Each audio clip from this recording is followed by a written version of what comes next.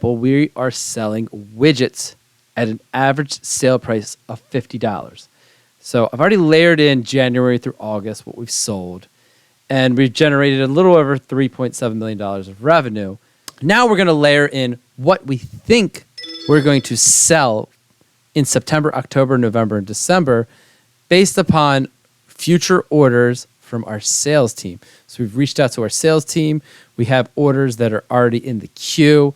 So we're going to layer those in and see what our projected revenue is going to look like for the year. Based on year to date and what we've gotten from our sales team, we are projecting to sell 88,000 widgets for the year at $50, which will be $4.4 million of revenue. That is our projected revenue from our sale of widgets. Great tool to have in your toolbox. Hope you got something out of this video. Have a good rest of the day. Take care. Goodbye, and I'll see you in the next one.